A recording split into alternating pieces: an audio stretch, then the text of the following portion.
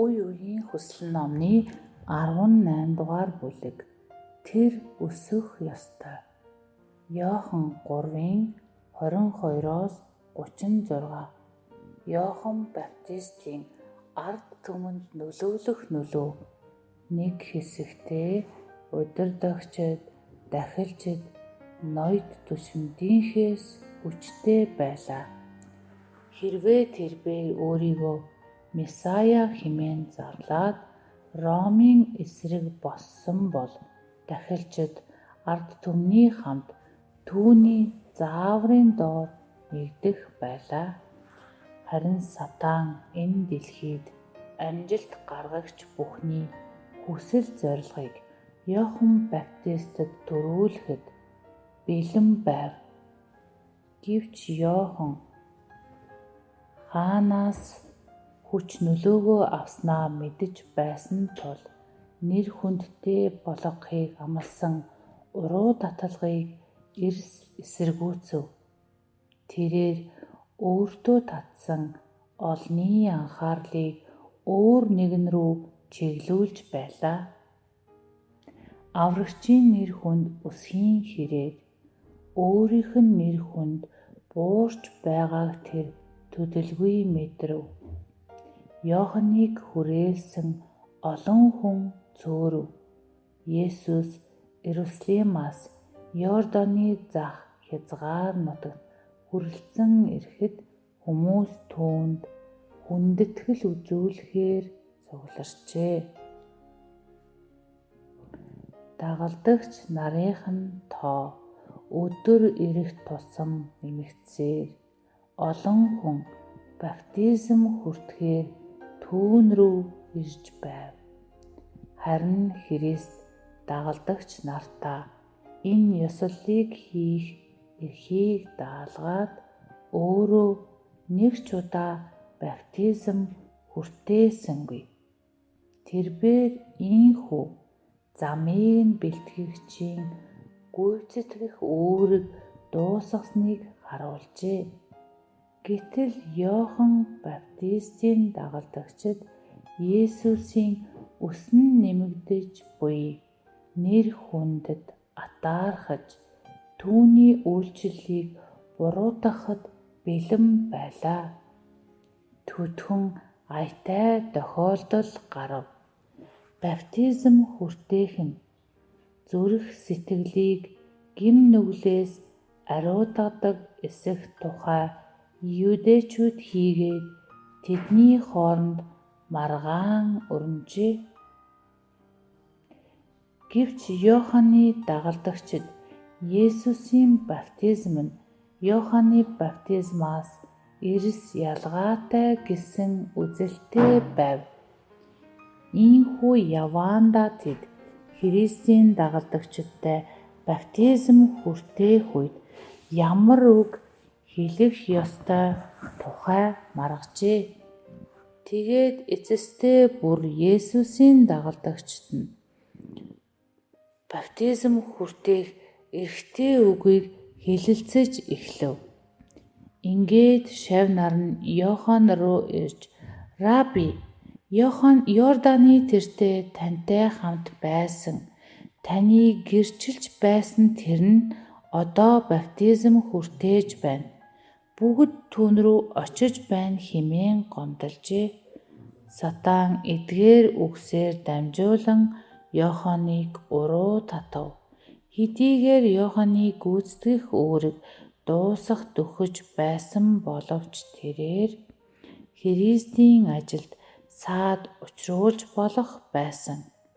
Гэвч Иохан хувиа хичээж хэн нэгэн өөрөөс нь илүү гарсанд эмзэглэж дургуйтсан бол тэрээр хүмүүсийн дунд хэрүүлийн үр цацаж тэдний дотор хардлага, сэрдэг, атаа жөтөө үүсгэж сайн мэдээ түгээхэд хүчтэй саад хийж дөнгөх байсан. Хүнд байдаг бүхий л сул тал дутагдлууд Иоханд байсан боловч Бурхны хайр ивэлийг хүртснээр тэр өөр хүн болжээ. Тэрбээр амин хувай хичээсэн нэр алдрын төлөө тэмцэлсэн тийм нөхцөл уур амьсгал донд аж төрдөг байсангүй. Тийм ч учраас дагалдагч нарынхаа дургуутлыг үл ойшоож харин Месаятай ямар харилцаатай болохоо ойлгож замыг нь бэлтгэж байсан нэгнийг баяр талархалтайгаар хүлээн авч байсан ажээ.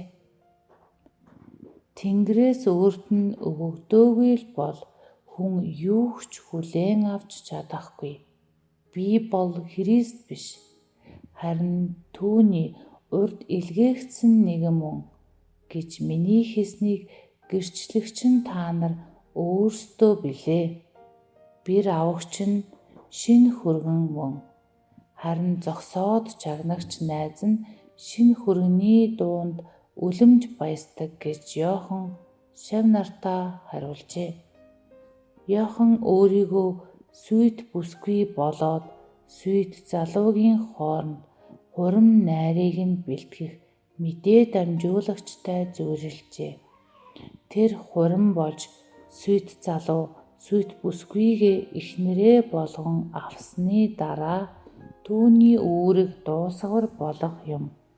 Тэрээр өөрийнх нь тусалцаатайгаар гэрэлсэн залуу хосгийн аз жаргалд баярлан хөөрдөг билээ.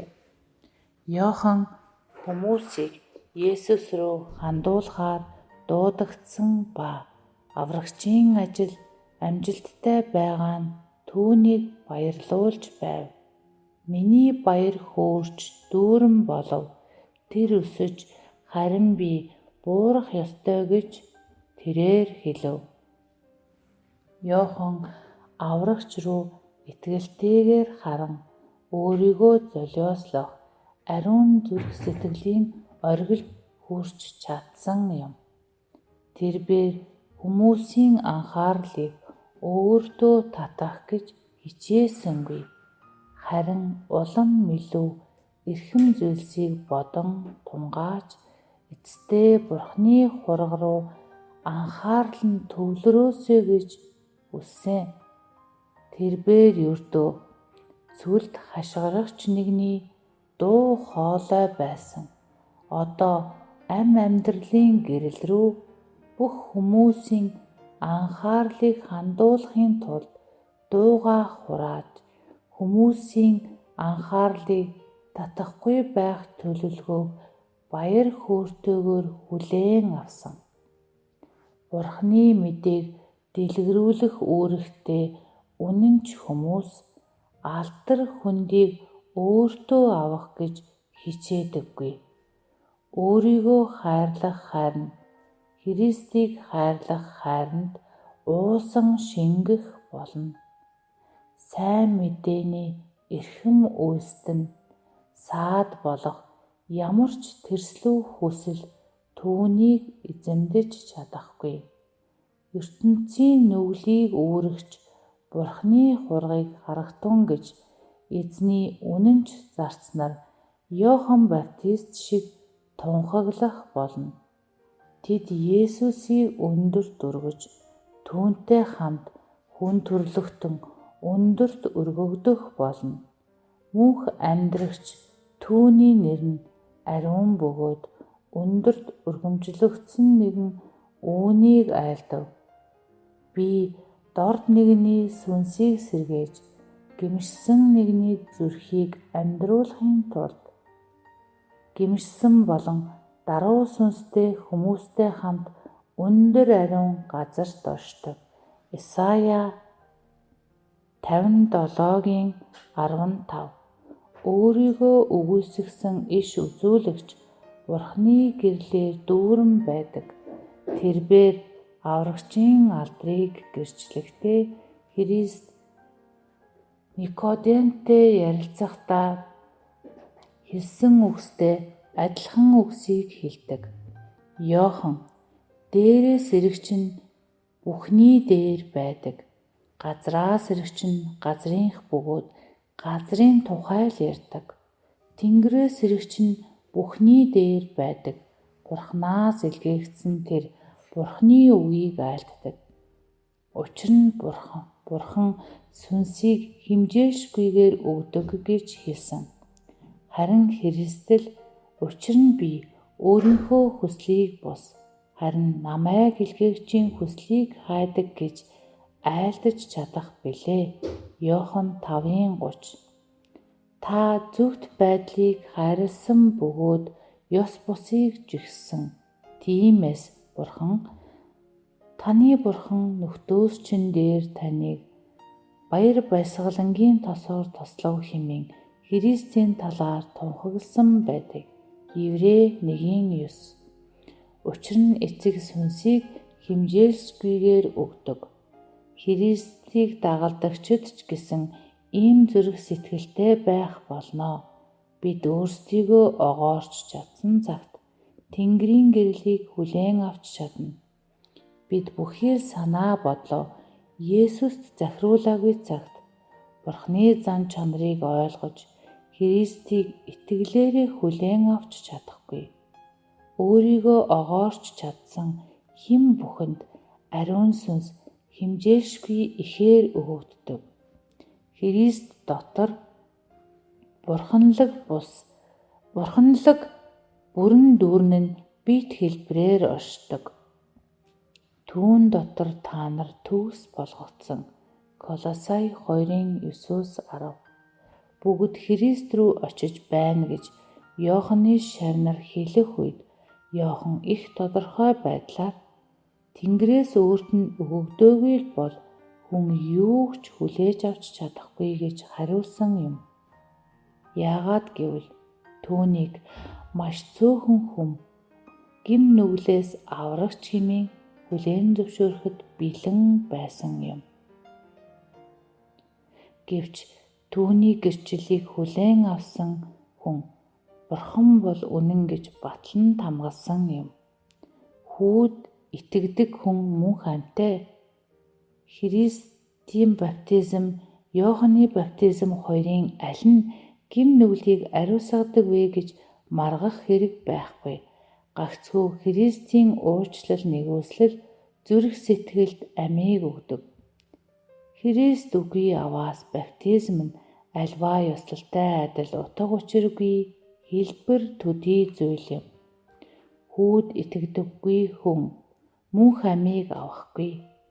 Иохан баптистийн баяртайгаар хүлээн зөвшөөрсөн Христийн амжилтаар дүүрэн ажил үйлсийн тухай мэдээ Израилийн удирдагчдад хүрв. Синагогууд эзгүрч хүмүүс бөөн бөөнөрөө цөл рүү тэмүүлж буйг үзээд дахилчид болон хуулийн багш нар Иоханд атаархаж байсан билээ. Гэтэл одоо хүмүүсийн сэтгэлийг хүчтэйгээр татаж буй нэгэн гарч ирэв. Тэр өсөж харин би буурах ёстой гэж Израилийн удирдагчид Иохантай адил үгийг хэлэхэд бэлэн бус байв. Харин ч эсрэгээр хүмүүсийг өөрсдөөс нь холдуулж буй үйл ажиллагааг эцэс болгох тухай тууштай шийдвэрийг гаргажээ. Удирдагчид дагалдагч нарыг нь Иоханны дагалдагч нартай харгалдуулж тэдний хооронд яс хаяхын тулд бүхнийг хийнэ гэдгийг Есүс мэдэж байлаа. Дэлхий рүү илгээгдэж байсан хамгийн агуу иш үзүүлэгчдийн нэг нь амь насаа алдахад нөлөөлөхөс их шуурга үүсэн бий болж буйг тэр мэдэж байлаа.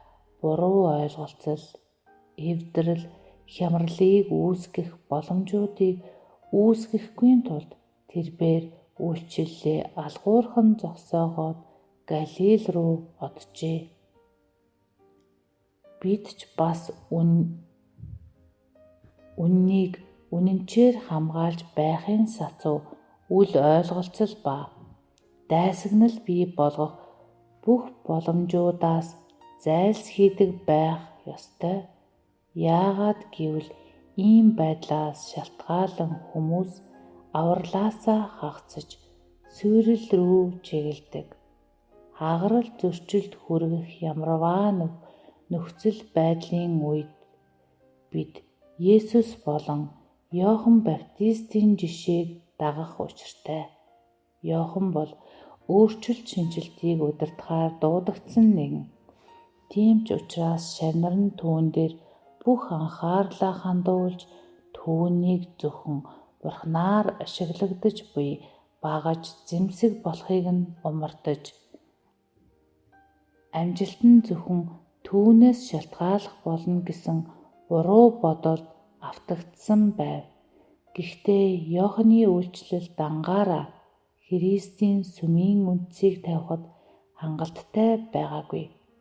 Түүнийг үүрэг даалгавраа гүйцэтгэсний дараагаар түүний гэрчлэлээр хэрэгжих боломжгүй өөр ажлыг хийж гүйцэтгэх шаардлагатай байлаа. Иоханы шавнар харин үүнийг ойлгоогүй. Христийг үйлчлэлээ эхлэхийг үзээд тэд атаархаж дургуйцэж байв. Өнөө үед ч ийм аюул нүрэлсээр л байна. Бурхан хүнийг тодорхой ажил хийлгэхээр дууддаг. Харин хүн чадварынхаа хэмжээнд даалгасан үүргээ гүйцэтгэж дуусмагц эзэн өөр хүнийг дуудаж тухайн ажлыг илүү өргөн хүрээнд босгон байгуулдаг. Гэвч аливаа ажлыг эхлүүлсэн хүнээс цаашдын амжилт шалтгаална гэж олон хүмүүс Иоханы шавнартай адил боддог. Иймээс тэдний анхаарал Бурханд бус харин хүний хүчин зүйлс дээр төвлөрч тухайн хүмүүсийн зүрх сэтгэлд атаа жөтөө үүсэн бий болж Бурханы ажилд саад дотгор үүсдэг. Зохисгүй хүндлэлийг хүлээн авсан хүн биеэ тоох уруу датлага сорилтонд өртдөг. Ийм хүн бүх зүйлс нь Бурханаас хамааралтай гэдгийг ойлгодоггүй.